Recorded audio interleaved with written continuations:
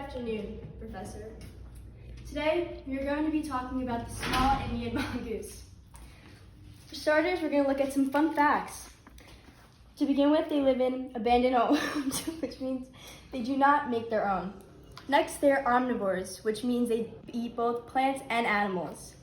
And they only produce 1 litter per year, meaning only 4 babies per litter.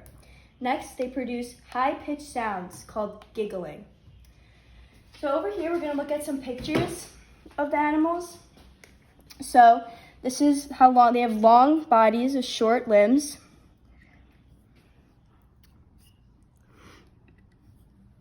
You can tell they like to live in very grassy areas that have been with where humans are.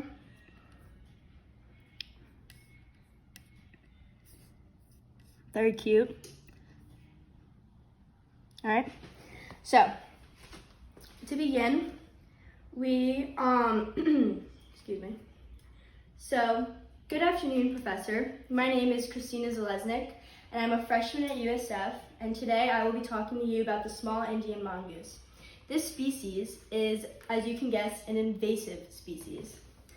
What I will be telling you about today is the general description of the animal with background information and what its native environment is like, and how it was introduced and why it is classified as an invasive species, and remedies on how to eliminate them. For starters, the small Indian mongoose is one of the world's 100 worst invasive species. The small Indian mongoose, with the scientific name of, I'm not going to pronounce this correct, Herpestes, Punctus. But they can be described as having long, slender bodies with short legs and retractable claws. As you can tell in the picture, they look like, ferrets. So they have brown eyes and dark fur, and when they are born, they are blind. They're tiny, but predators to native areas like Iran and India, and also like Hawaii, Japan.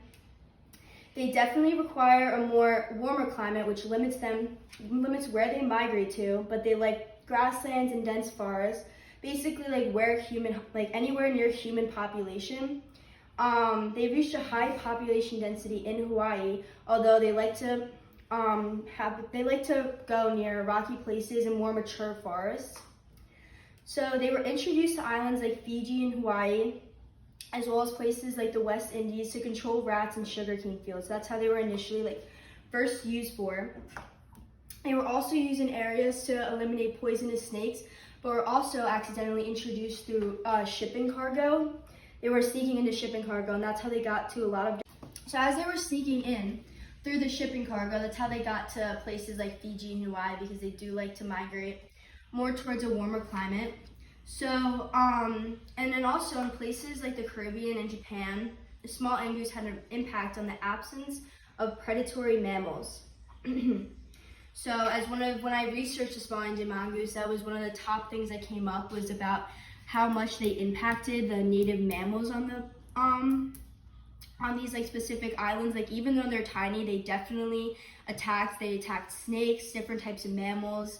They were very driven to eliminate other species, and this that led to species driven to extinction from the mongooses. For example, species like the wood 40 and the Hispaniola.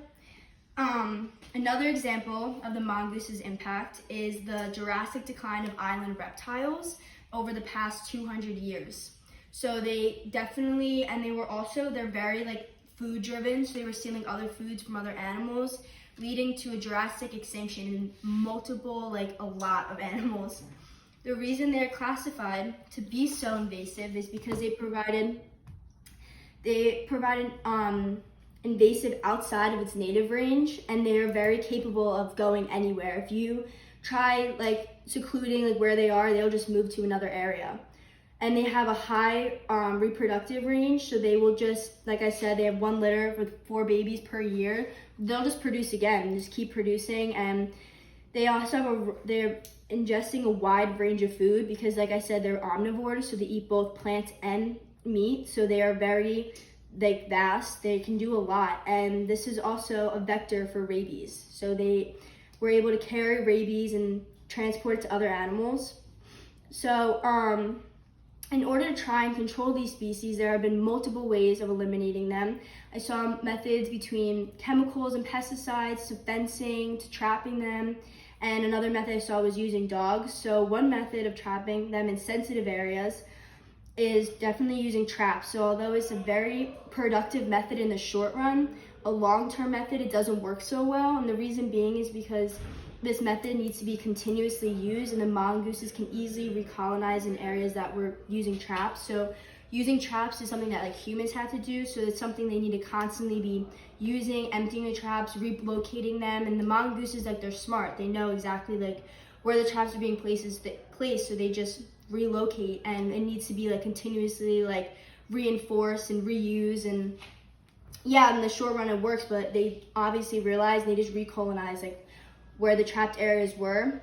Fencing is also another method, but they can be expensive and inflexible, especially in areas where it's rocky, beaches, islands, just not always the most appealing and not only expensive. So people in these affected areas are starting to train dogs to locate where these mongooses are and removing them.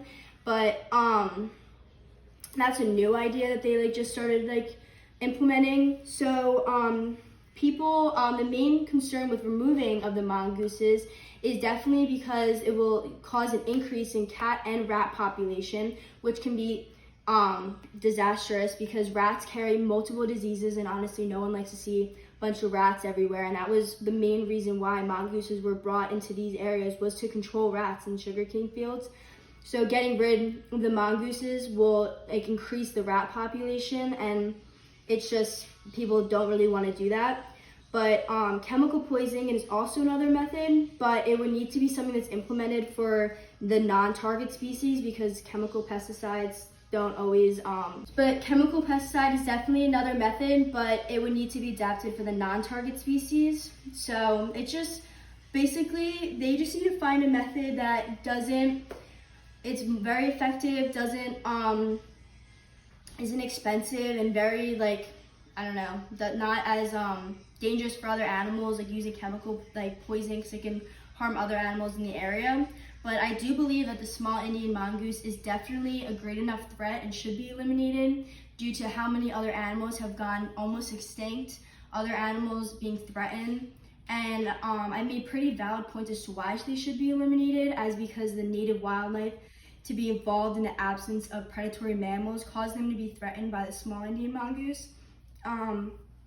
They cause a lot of problems for the locals on the island, and trying to trap them has also just been a problem. So eliminating them is definitely something they should be reinforcing, because it's one of the 100 worst invasive species, and like trying to figure out a like definite like means of trying to eliminate them is definitely something that should be used in trying to eliminate these animals. So that's it. Thank you.